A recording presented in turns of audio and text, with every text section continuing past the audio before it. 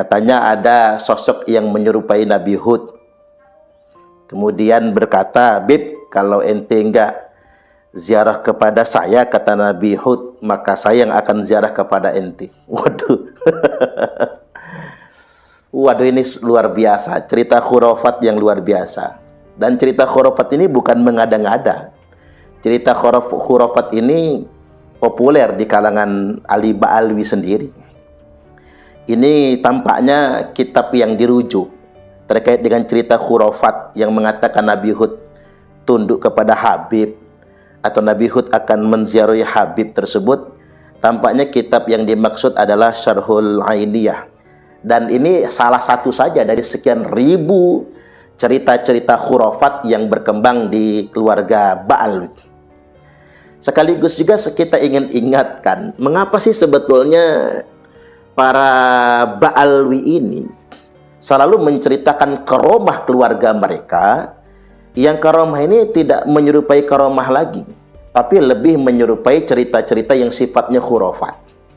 Bahkan kita sangat sayangkan sekali ketika makam, diantaranya mungkin makam Nabi Hud, makam Faqih Muqaddam, makam yang katanya makam Nabi Hud ya, walaupun ulama masih berbeda pendapat apakah betul makam Nabi Hud itu adanya di Hadramaut, wallahu a'lam bishawab. Tapi yang jelas, yang katanya makam Nabi Hud atau kemudian ada makam Faqih Muqaddam misalnya, yang kemudian mereka ziarahi dan mereka agungkan makam tersebut. Bahkan mereka bertawaf di sekeliling makam tersebut. Kita bisa lihat jejak digitalnya, mungkin sampai sekarang juga masih banyak, di mana mereka bertawaf di sekeliling makam tersebut.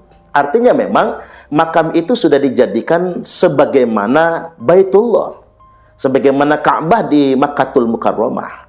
Bahkan di konten-konten yang lain atau di video yang lain bisa kita jumpai, di mana di makam Faqih Muqaddam tersebut ditandai sebuah tempat yang kata mereka Raudhatun min Riyadil Jinnan, adalah salah satu taman dari taman-taman surga. Dan ini nyata terucap dari lisan-lisannya para Ali Ba'alwi. Dan kemudian terlihat sekali ketika mereka berziarah ke Hadramaut, seolah-olah ada Ka'bah palsu, seakan-akan ada Raudhah palsu. Dan mereka sendiri yang mengucap bahwasanya tempat ini Raudhatun min Riyadil Jinnan, adalah salah satu taman dari taman-taman surga. Dan berbagai macam cerita khurafat, Mi'raj 70 kali dalam satu malam misalnya, dan cerita tentang pesawat bisa mundur, dan rata-rata semua cerita karomah yang disampaikan oleh Ali Ba'alwi itu isinya khurafat semua. Mereka selalu mengatakan, ya jangan bandingkan dong cerita karomah dengan syariat. Oke, cerita karomah tidak bisa dimaknai dengan syariat. Tapi ingat, cerita karomah juga tidak boleh menabrak syariat, tidak boleh melanggar syariat. Ketika cerita karomah kemudian melanggar syariat, menabrak syariat, maka ini bukan lagi karomah, tapi ini khurafat.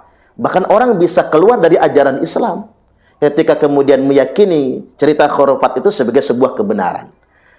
Dan mengapa ini diceritakan? Ternyata memang Ali Ba'alwi masuk kepada alam halusinasi untuk mendoktrin orang awam agar percaya dengan mereka. Ini semua demi sebuah kepentingan membangun dinasti Ba'alwi.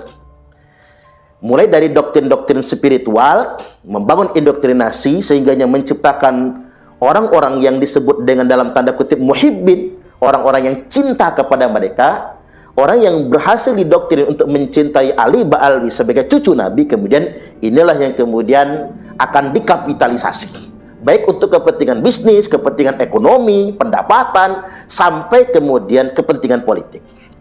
Saya mencurigai ada dugaan kelompok-kelompok ini merasa Indonesia adalah pasar mereka yang paling menguntungkan, dan Indonesia adalah negeri yang paling mungkin dikuasai oleh mereka, bahkan secara politik sekalipun. Itulah mengapa ada Habib yang membuat pernyataan, Indonesia itu bintu Tarim, Indonesia ini milik Tarim, Jawa milik Tarim, Indonesia milik Tarim.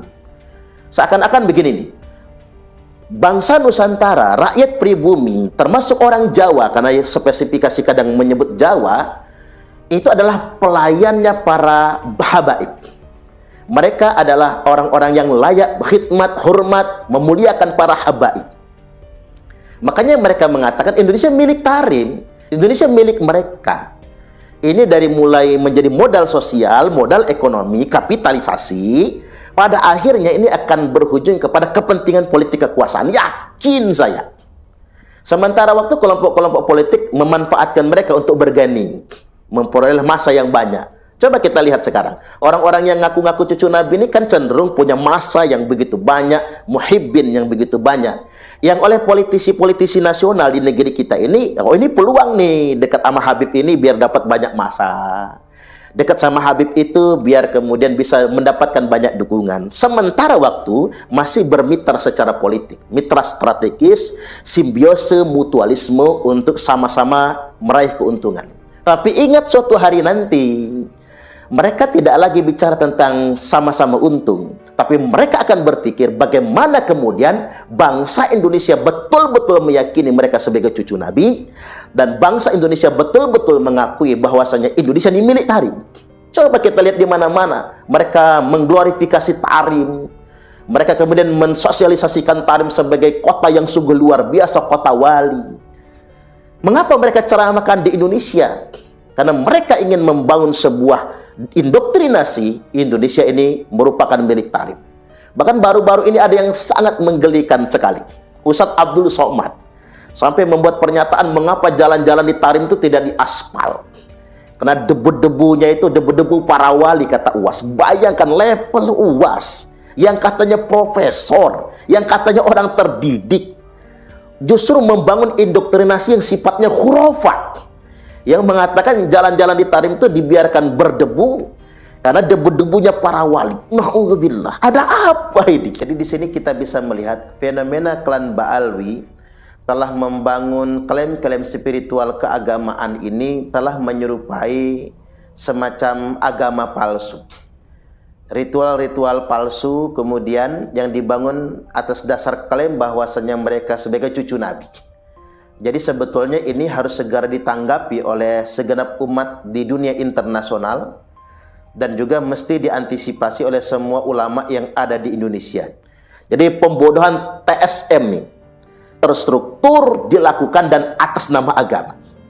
Pembodohan itu kalau atas nama agama memang akan diterima oleh orang awam. Makanya sadar segenap bangsa Indonesia. Kalau melihat penceramah ngomong di panggung, di podium-podium, orang yang pakai jubah ulama, mengartikulasikan, menafsirkan Quran dan hadis, satu hal yang harus Anda semua sadari. Mereka hanya seorang penyampai saja.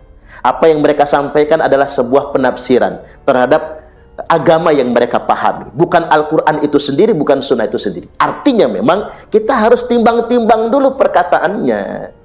Jangan terima kemudian mentah-mentah begitu saja. Gimana kalau kemudian manipulatif? Jadi memang betul, orang itu gampang sekali dibodohi ketika agama atas nama agama. Maka hari ini ingin saya tegaskan bahwasanya jangan pernah gampang percaya dengan orang yang menggunakan nama Tuhan, nama agama demi kepentingan politik atau kepentingan ekonomi atau yang lainnya.